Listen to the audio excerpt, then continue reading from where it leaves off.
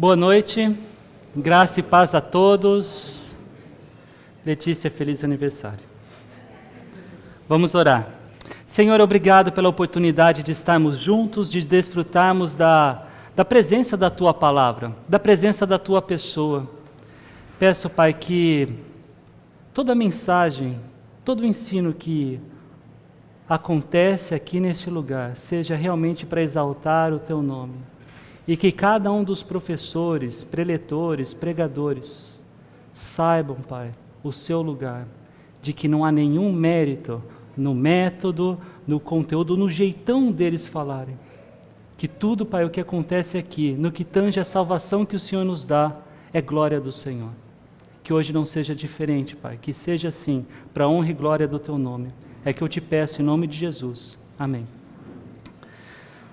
Se você nos visita hoje, meu nome é Thiago Zambelli e eu tenho servido nessa comunidade como pastor dela. Nós estamos numa série de estudos intitulada Maturidade, que tem como base a primeira carta do apóstolo Paulo à igreja de Corinto. Nós estamos na 6ª mensagem da série e hoje eu pretendo contemplar o início do capítulo 2 dessa carta. No capítulo 1, até a semana passada, nós vimos como Deus não segue os critérios humanos de lógica, sucesso e importância para salvar as pessoas que, como eu e vocês, são culpadas pelos nossos próprios pecados, os quais provocam as mais diferentes mazelas na igreja e na sociedade. A Bíblia nos ensina que nós somos criaturas de Deus e que fomos criados por Ele, a sua imagem, a sua semelhança. Mas apesar de toda a perfeição com a qual Deus nos criou, com o propósito de sermos representantes desse governo divino nesse mundo, nós preferimos e decidimos fazer as coisas do nosso modo. E a Bíblia diz que todas as vezes que fazemos algo no nosso modo, nós erramos o alvo. Todas as vezes que a nossa decisão é diferente da vontade de Deus, nós pecamos.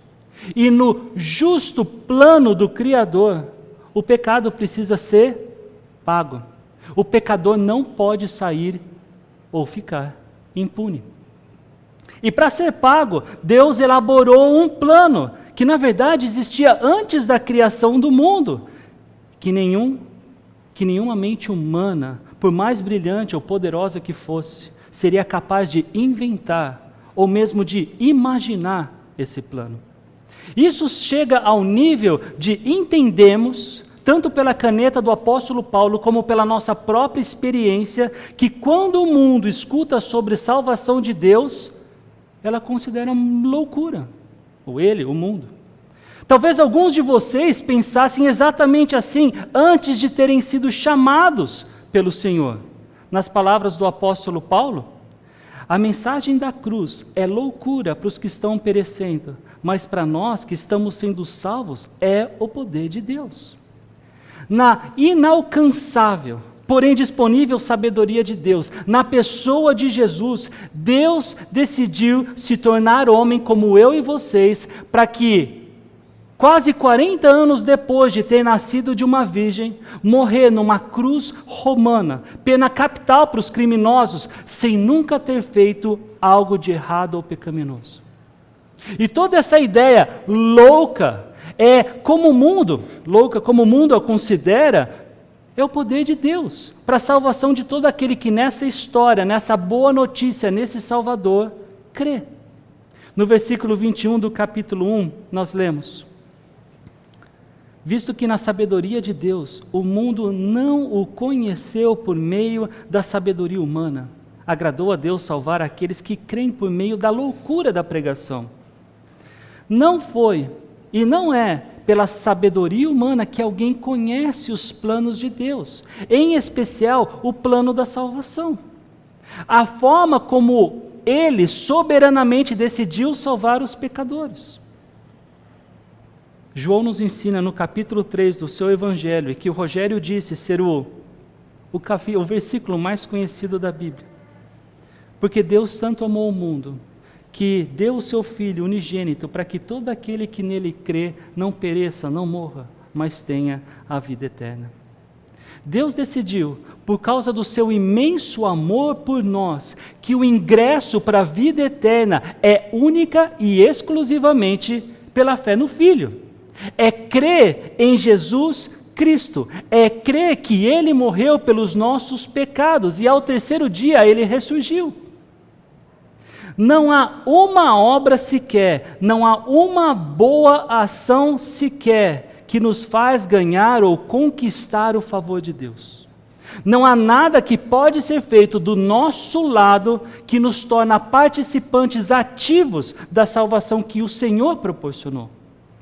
Por isso é que Paulo diz no versículo 30, que é por iniciativa de Deus que os crentes de Corinto, consequentemente os crentes daqui, estão em Cristo Jesus. De forma natural, meus irmãos, sem essa iniciativa, ninguém busca a Deus, ninguém entende o plano de Deus. Sem essa iniciativa, nenhum de nós aceita a proposta de Deus, mas inventa diversas outras formas, como se elas fossem eficientes para obtermos a salvação. Interessantemente, qualquer outra forma de salvação que não seja a forma proposta no Evangelho de Cristo, por causa da graça, por meio da fé, é um esvaziamento da mensagem da cruz, para usar as palavras do apóstolo Paulo nesse primeiro capítulo de 1 Coríntios. Não somente, eu diria que qualquer outra forma que fuja das boas novas de Jesus e que temos aprendido com o apóstolo Paulo e a Bíblia, acaba dando uma glória ao homem que não lhe é devida, que ele não tem. Como temos estudado, o mérito e os critérios da salvação são todos de Deus. Inclusive, ao analisarmos as pessoas que Ele escolheu. Vejam, Ele escolheu as coisas insignificantes do mundo, as desprezadas e as que nada são, para reduzir a nada as que são, para que ninguém se vanglorie diante dele. Notem bem o objetivo final de tudo isso, e que fique bem claro, é que a única glória de pessoas serem salvas é de Deus, é para Deus. Como lemos no versículo 29, para que ninguém se vanglorie diante dele. Nenhuma parede cheia de títulos e medalhas, nenhuma estante com troféus e nenhuma mesa com prêmios impressiona o Senhor. Nem mesmo os discursos eloquentes dos filósofos daquela época, que tanto fascinavam os coríntios. Nada disso impressiona Deus. Paulo tinha tanta certeza disso, que ele finaliza o seu argumento sobre a irrelevância dos critérios humanos para a salvação, escrevendo: Eu mesmo, irmãos, quando estive entre vocês, não fui com discurso eloquente, nem com muita sabedoria, para lhes proclamar o testemunho de Deus. Pois decidi nada saber entre vocês, a não ser Jesus Cristo e este crucificado. E foi com fraqueza, temor e com muito tremor que estive entre vocês. Minha mensagem, minha pregação não consistiram de palavras persuasivas de sabedoria, mas consistiram de demonstração do poder do Espírito, para que a fé que vocês têm não se baseasse na sabedoria humana, mas no poder de Deus. Então percebam que, depois de Paulo ter falado do inesperado método de Deus para a salvação e da inesperada gente que ele escolheu, Paulo fala da pregação que revela o poder de Deus. Que assim como o método e as pessoas também é inesperado. Isso porque a expectativa dos coríntios, que estavam importando valores do mundo para dentro da igreja, era que Paulo fizesse uso de discursos eloquentes e sofisticados, como alguns filósofos daquela época faziam e eram admirados por isso. Talvez essa seja a expectativa de muitos crentes em suas igrejas nos nossos dias. Será que essa é a expectativa dos crentes aqui na Fonte? De que o culto tenha uma mensagem semelhante à dos pastores admirados e por vezes até idolatrados na internet? De que o pregador use palavras rebuscadas e que conte histórias cativantes? De que o pastor apresente argumentos persuasivos e de tom emocional para mexer nas mentes e nos corações e com as convicções dos ouvintes? Será que nós temos sido influenciados por uma atual onda de pregadores que buscam massagear o ego? Que ao invés de colocar Cristo no centro, como faz a Bíblia, coloca o homem e a mulher como centro de importância e atenção? Nós queremos, e é isso que esse texto nos leva a perguntar. Sair do culto admirados com a habilidade do pregador ou impactados pelo poder da cruz de Cristo? Paulo disse: quando estive entre vocês, não fui com discurso eloquente nem com muita sabedoria. No versículo 4 ele escreveu: minha mensagem, minha pregação não consistiram de palavras persuasivas de sabedoria. Tudo isso com o objetivo de que os coríntios percebessem com clareza o poder de Deus, ao invés de serem convencidos por técnicas e conhecimentos humanos.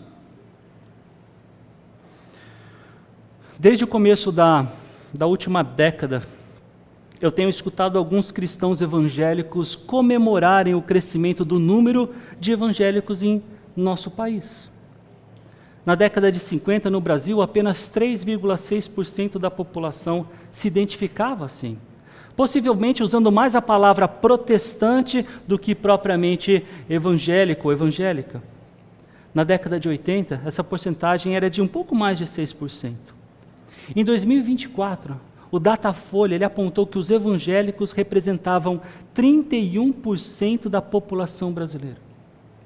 Isso significa, segundo essa pesquisa, que em cada 3 pessoas no Brasil, uma se diz evangélica. E eu não quero dar banho de água fria na alegria de ninguém, mas vocês acham mesmo que 1/3 da nossa população seja genuinamente evangélica? Ou seja, que crê em Jesus Cristo como Senhor e Salvador e tem a Bíblia como autoridade máxima e final de suas vidas? Qual você acha ser a porcentagem de evangélicos no bairro onde vocês moram? Na sua classe, no colégio ou na faculdade? Na instituição em que você trabalha? Qual é a porcentagem de evangélicos na sua família, entre os seus parentes de primeiro grau? Eu estou perguntando isso para vocês terem uma noção do significado desse dado. E esse nem é o ponto principal do meu argumento aqui. Eu acredito que o número de evangélicos cresceu bastante de 70 anos para cá. Mas eu tenho certeza que nem o Datafolha e nem o IBGE se interessam por saber a diferença entre as denominações ditas ou consideradas evangélicas por eles.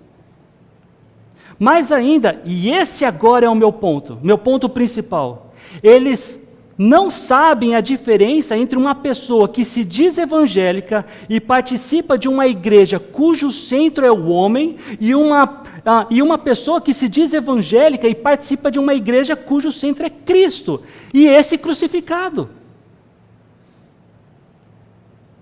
Dentre as ondas e o modismo que também existem e acontecem nas igrejas atualmente, eu diria que hoje a moda em destaque é o evangelho coach.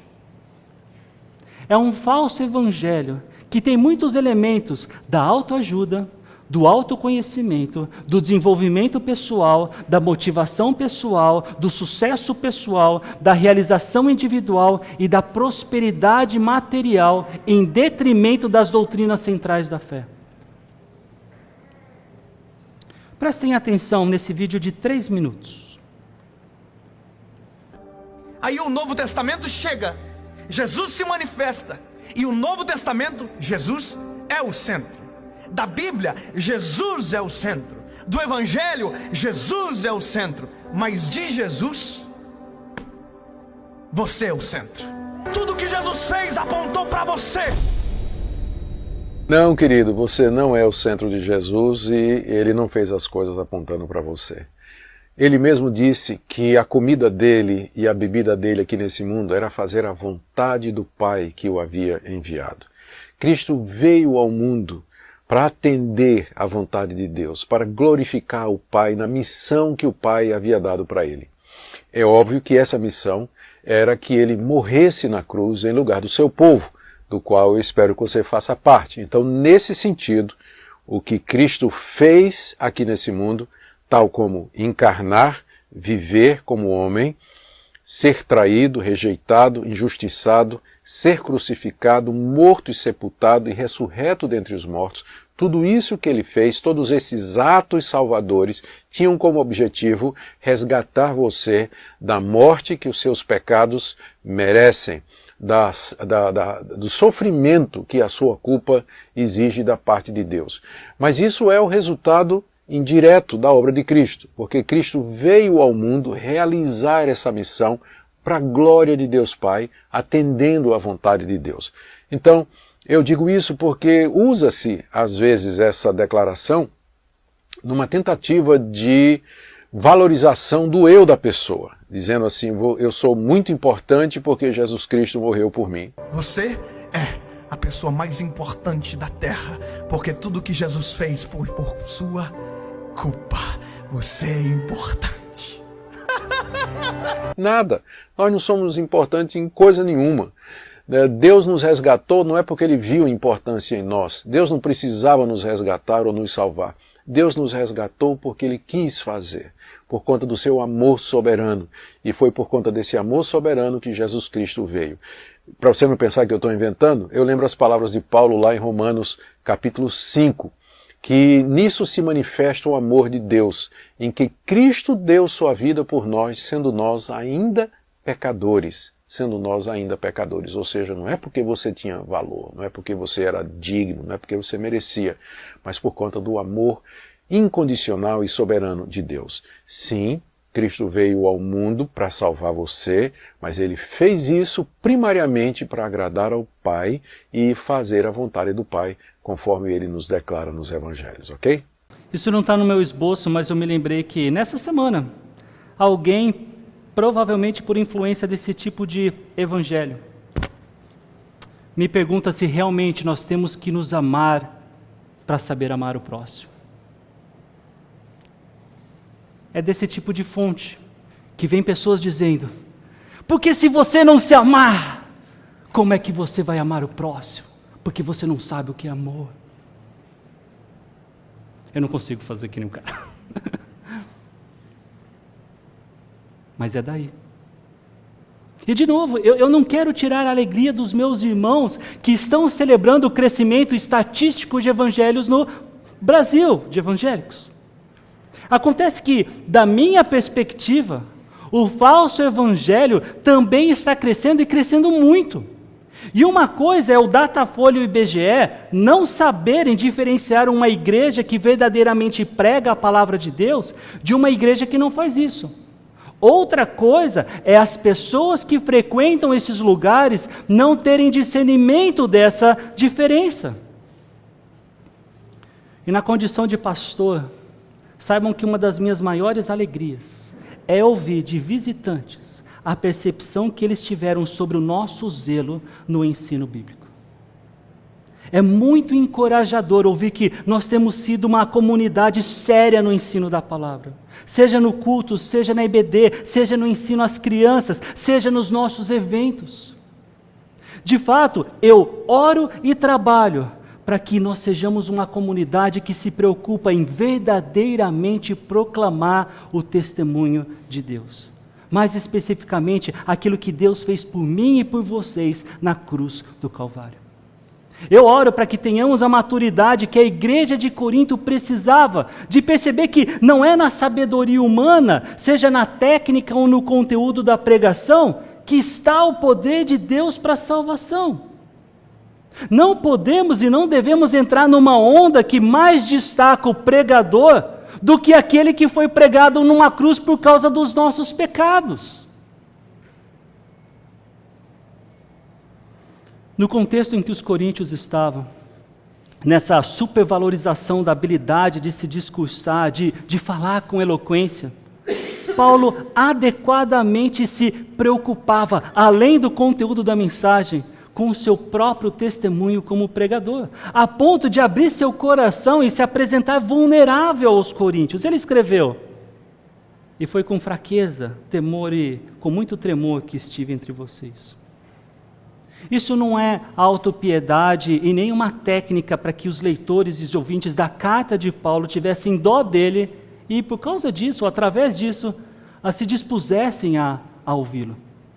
Essas são palavras de um coração que deseja profundamente que toda honra e toda glória fossem dadas a quem elas são merecidas, a Deus.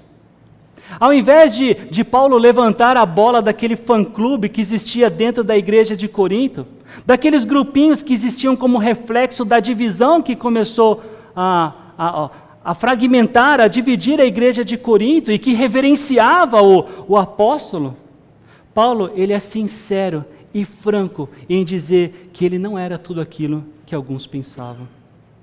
Ele também precisava da graça e do poder de Deus para cumprir a sua missão. Ele também precisava confiar no Senhor para superar os desafios físicos, emocionais e espirituais e ser fiel à responsabilidade que Deus lhe havia dado. Ele sabia que não eram seus dons e seus talentos que facilitavam a fé daqueles para quem ele pregava o Evangelho.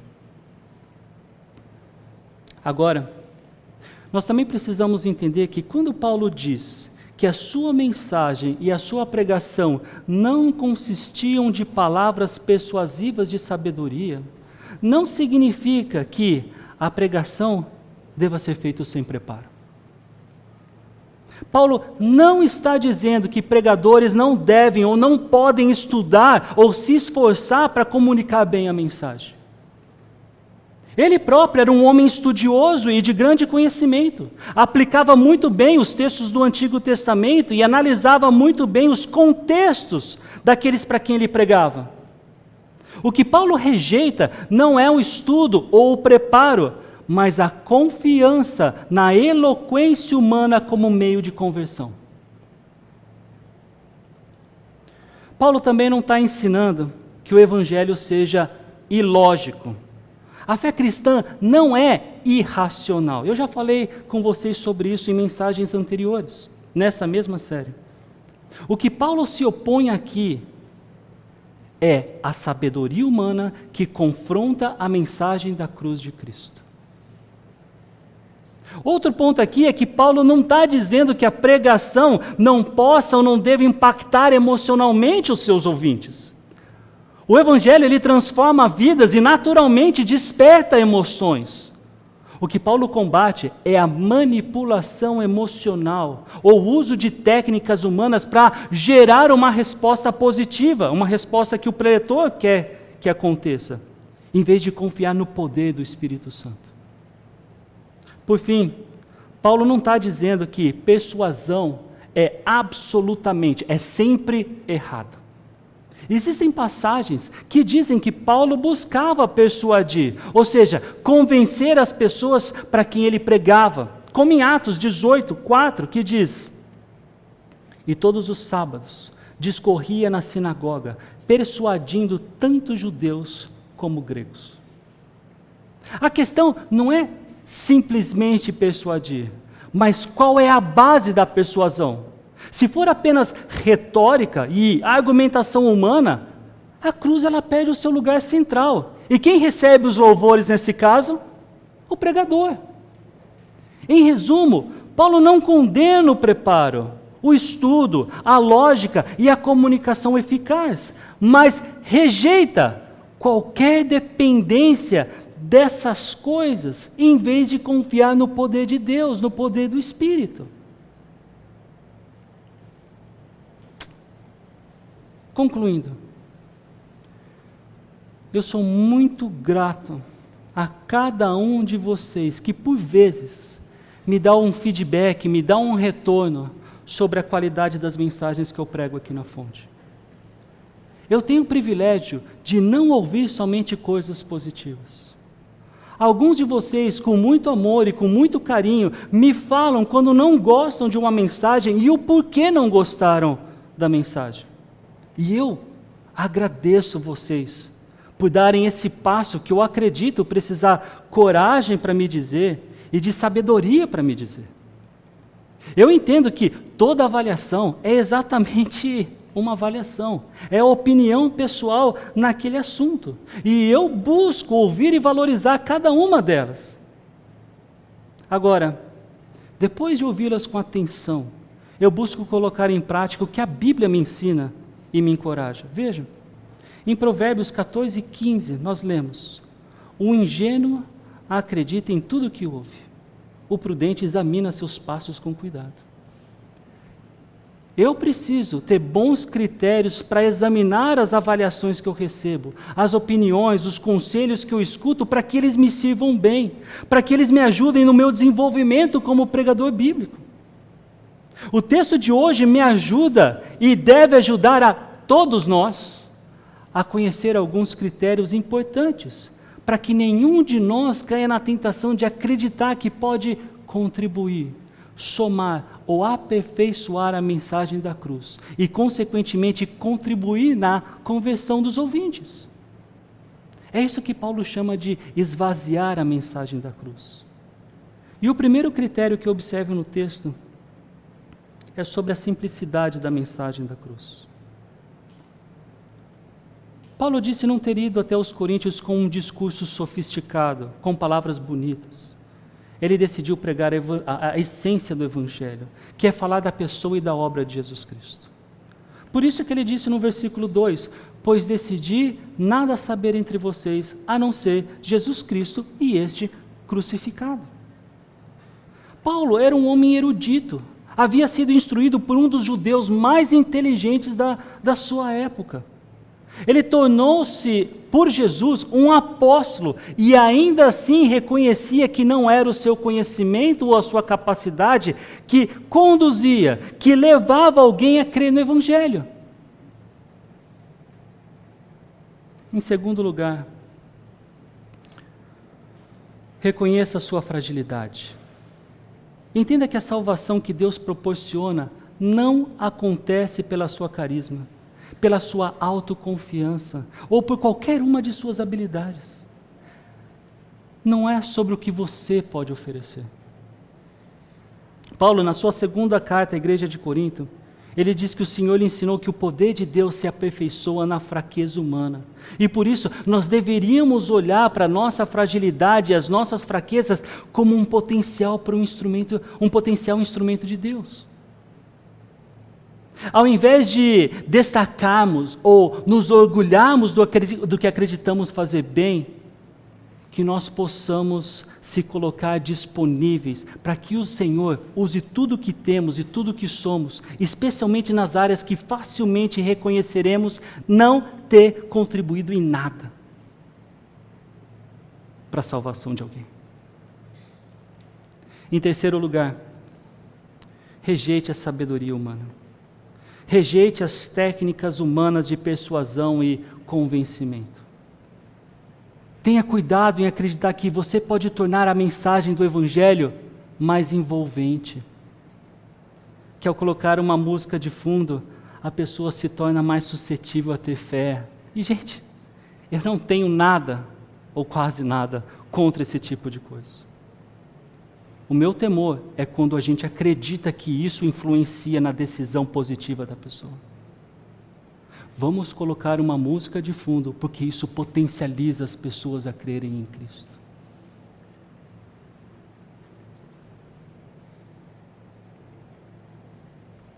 Devemos tomar cuidado para não pensar que determinadas palavras são mais especiais do que o conteúdo do Evangelho.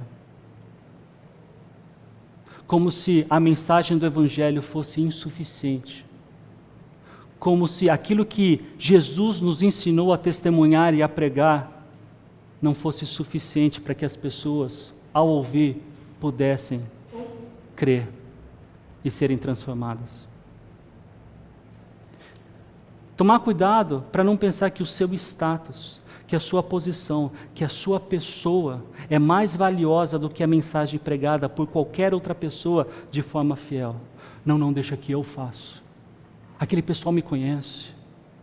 Possivelmente isso vai facilitar a compreensão deles ou alguma coisa que se coloque acima da fidelidade da verdadeira mensagem.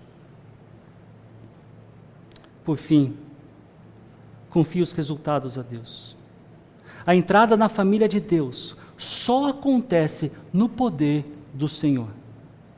Nas palavras de João, capítulo 1, versículo 12 do seu Evangelho: contudo, aos que o receberam, aos que creram em seu nome, deu-lhes o direito de se tornarem filhos de Deus. Ninguém nasce filho de Deus, se torna filho de Deus quando recebe, quando crê. Os quais não nasceram por descendência natural, nem pela vontade da carne, nem pela vontade de algum homem, mas nasceram de Deus. A sua e a minha responsabilidade é pregar a boa notícia da salvação com fidelidade ao que nós aprendemos nas Escrituras. O resultado, se a pessoa vai se converter, não é nossa responsabilidade. Isso também não significa que você não vai continuar dando atenção e amando aquela pessoa. Isso significa que você não tem poder para transformar aquele coração, mas Deus tem. A boa pregação, a pregação que aponta e exalta o nosso Salvador, não se apoia em palavras encantadoras, mas no poder do Espírito Santo. Pense nisso. Quando ouvimos uma mensagem bíblica, estamos realmente atentos ao que Deus quer nos ensinar ou estamos avaliando a capacidade e o carisma do pregador? A mensagem pregada serviu bem para você porque o pregador falou bonito ou porque o conteúdo era reflexo da verdade bíblica?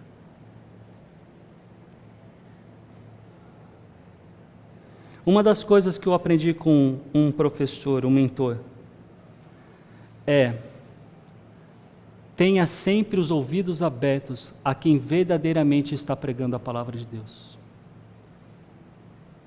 Não é o status, não é o quão famoso é aquele pregador, mas é se de fato ele está falando da palavra de Deus. Será que às vezes nós não estamos mais preocupados em ouvir algo novo e inovador do que em sermos confrontados e transformados pela verdade do Evangelho? Paulo rejeitou os artifícios humanos para a pregação, porque ele queria que a fé dos coríntios estivesse firmada no poder de Deus e não em argumentos humanos. Será que temos buscado o mesmo em nossas vidas?